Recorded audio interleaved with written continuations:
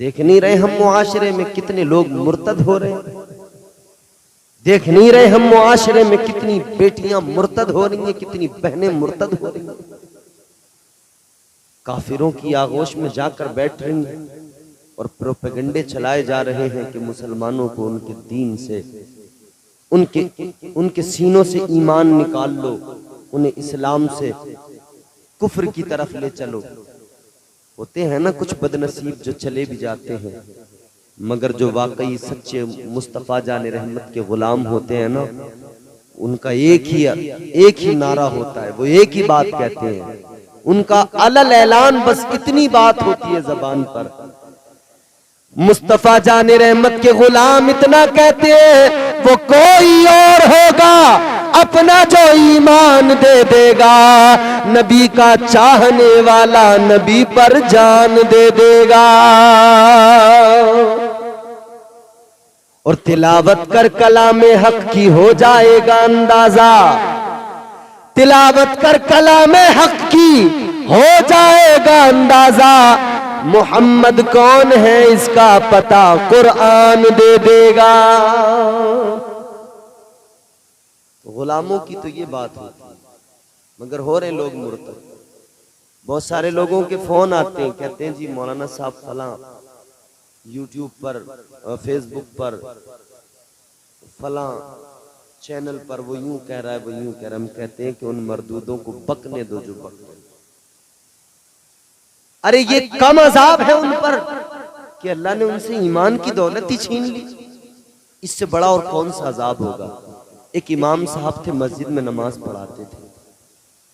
हाय हाय हाय, गौर से सुनना बात। इमाम थे, इमाम मस्जिद के, मौलाना मस्जिद के इमाम, नमाज पढ़ाते थे। एक रोज नमाज का वक्त था, फजर की नमाज, सुबह में उठे तो नापाक थे, नापाकी की हालत में थे। उधर जमात का वक्त था और वक्त इतना करीब था कि अगर नमाज को जाते हैं, अगर नहाने जाते हैं, गुस्ल करने जाते हैं तो नमाज छूटेगी। अब खौफ ये भी है कि अगर नमाज को नहीं गया तो लोग मेरी मुखालिफत करेंगे, मेरी इमामत चली जाएगी, नौकरी छूट जाएगी। आज भी होता है। मैं लोगों से कहता हूँ खुदारा इमाम पे इतना प्रेशर मत बनाया करो कि वो नमाज में वो कैफियत ही पैदा ना हो पाए, उसकी खुशू और खुजू वाली कैफियत पैदा ही ना हो सके। प्रेशर अगर ज्यादा बना दिया तो हो सकता है वो ड्यूटी समझ के काम तो कर दे, मगर वो कैफियत ना पैदा हो सके। कभी कभी इमाम तो चाहता है मैं वुजू करके जाऊं मुसल्ले पर, दोबारा नया ताजा वुजू करके जाऊं, मगर मुक्तदियों का प्रेशर ऐसा होता है, खौफ, वो सोचता है चलो वुजू तो है मेरा, बस इसी वुजू से नमाज पढ़ा दूं। क्यों? वो चाहता तो है वुजू पे वुजू कर लूं और सवाब भी मिलेगा, मगर लोग इतना प्रेशर बना देते हैं इमाम पे। खुदा के लिए इमाम पे इतना प्रेशर ना बनाया करो कि नमाजें ही खराब हो जाए, नमाजों का लुत्फ ही चला जाए। इमाम साहब उठे, नापाक थे, सोच रहे अब करूं क्या, नहाने जाता हूं तो नमाज छूटती है, नमाज को जाता हूं तो नापाक हूं, करूं तो करूं क्या। इमामत छूटने का खतरा, नौकरी जाने का खतरा। शैतान ने फौरन आकर कान में वसवसा डाल दिया, कहा अरे मियाँ पढ़ा दो, एक वक्त की नमाज में होता क्या है, बाद में अल्लाह से तौबा कर लेना। ख्याल आया कि चलो नौकरी कम से कम बच जाए, अल्लाह से तौबा कर लूंगा, अल्लाह ताला से रो रो के गिड़गिड़ा के मुआफी मांग लूंगा। नापाकी के आलम में कहते डरते डरते मुसल्ले पे चला गया। वो इमाम, उसने जो है ना इस्लाम छोड़ दिया था, ईसाइयत को कबूल कर लिया था। फिर उससे मालूम किया गया इस्लाम छोड़ा क्यों, कहने लगा इसलिए छोड़ा कि इस्लाम में कोई सच्चाई नजर नहीं आई। क्या सच्चाई नजर नहीं आई?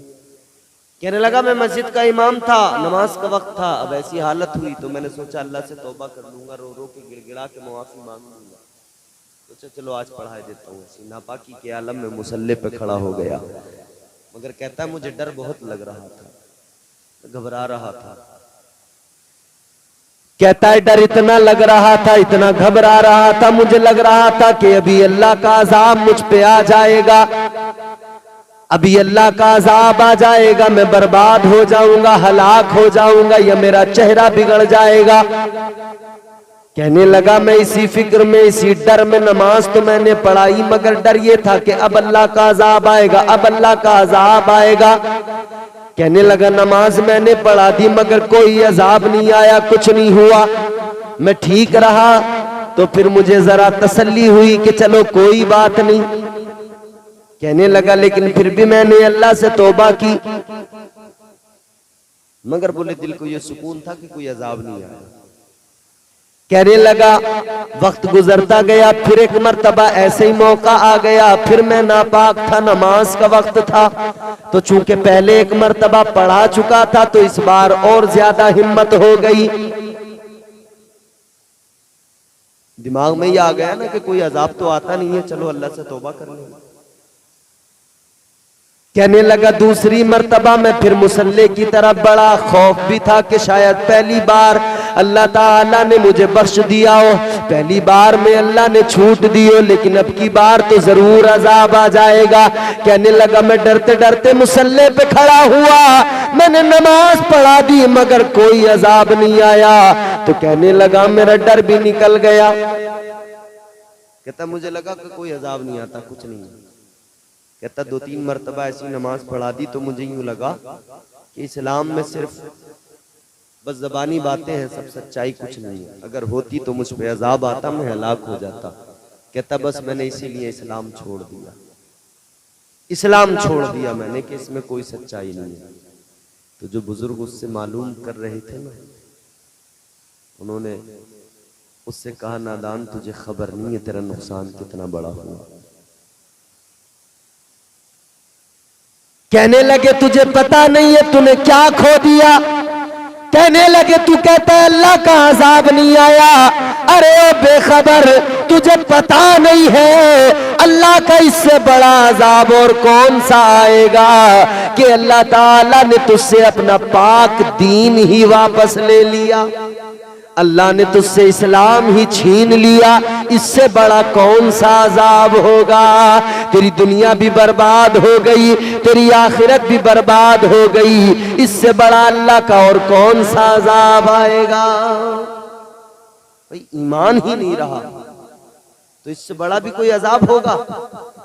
ये जो मुर्तद बैठे ना, कहते कहो अपने अल्लाह से, हम उसके बारे में ऐसा बोल रहे हैं वो हमें, अरे बेखबरो अभी रस्सी ढीली है, मोहल्लत का वक्त है, फिर जब अल्लाह गिरफ्त करेगा ना तो दुनिया की कोई ताकत बचा नहीं सकती है।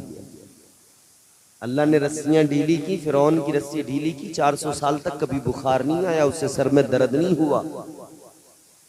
अना रब्बुकुमुल आला कहता था, लोग सजदा करते थे, कहता था मैं सबसे बड़ा रब, दौलत, ताकत, शोहरत, हुकूमत, फौज, सब कुछ। मगर फिर क्या हुआ, अल्लाह ताला ने दरिया में गर्क करके मार दिया। मोहलत का वक्त होता है मगर फिर जब अल्लाह गिरफ्त पकड़ फरमाता ना, कोई बचा नहीं सकता था। सारी हुकूमत, सारी दौलत, सारा सब कुछ रह गया। नमरूद को बड़ा